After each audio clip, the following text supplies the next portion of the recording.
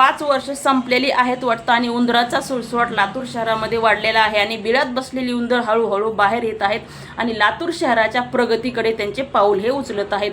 प्रत्येक नेता स्टेजवर येतो आणि स्टेजवरच भाषण ठोकून तिथूनच वापस जातो, पण कुठलाही नेता लातूर शहराच्या गल्लीबोळामध्ये त्या प्रभागामध्ये विभागामध्ये फिरलेला नाही.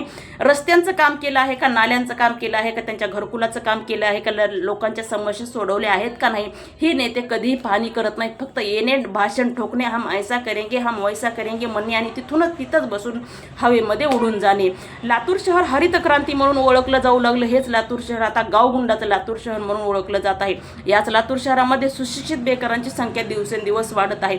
लातूर शहरामध्ये महिलांवर होणारे खून, अपहरण, बलात्काराचे प्रकार हे इथंच वाढत आहेत. शाळेमध्ये शिकणारे छोट्या छोट्या मुलांच्या ह्या हत्या होत आहेत आणि त्यांना आत्महत्या म्हणून वळण दिलेलं जात आहे. लातूर शहरामध्ये एखादी जर महिला मजूर असेल, भांडे कपडे करून स्वतःचं पोट भरत असेल, तेलाचं पाकिट तिनं घरी घेऊन जात नाही, त्याच गुच्छाचं 200 रुपयाचा गुच्छ घेते आणि त्या व्यक्तीला, मंत्रीला भेटायला जाते. ते महापौर असेल, उपमहापौर असेल, नगरसेवक असेल, माजी नगरसेवक असेल, मंत्री असेल, ती महिला त्याला भेटायला जाते. पण तो महिलांचा आदर सत्कार सन्मान करायच्या गोष्टी नंतरच राहिल्या, पण तिनं आणलेला गुच्छ सुद्धा तो घेत नाही, रागात फेकून देतो. तिच्या समस्या सोडवायचा तर प्रश्नच उडत नाही. आणि हेच सांगतात की आतापर्यंत आम्ही करतच आलेलो आहे आणि इथून पुढेही करतच राहू. जे असं म्हणतात ना, त्यांनी लातूर शहराच्या जनतेला अपडेट द्यावा की नेमकं तुम्ही जनतासाठी काय केलेलं आहे.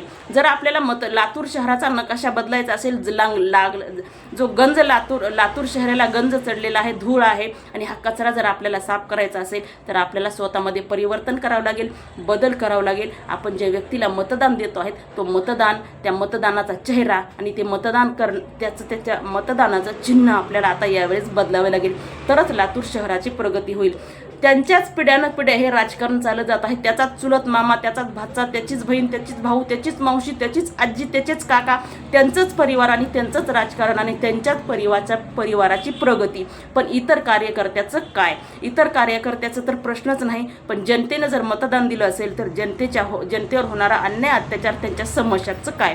लातूर शहर जर घडवायचं असेल, सुधारायचं असेल तर समस्त लातूरकरांना माझी विनंती आहे, आपलं मतदान बदला, चिन्ह बदला.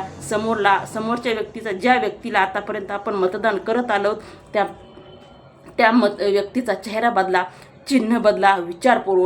विचारपूर्वक निर्णय घ्या. लातूर शहराचा विकास घडवायचा असेल तर आपल्याला एकच बदल करावा लागेल, मतदान चेंज करावं लागेल.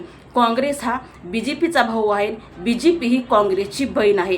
या गोष्टीचं जनतेने लक्षपूर्वक काळजी करावं आणि हरित क्रांती करण्यासाठी बदल करायचा असेल तर मतदानात नक्कीच बदल करा. जय हिंद, जय महाराष्ट्र.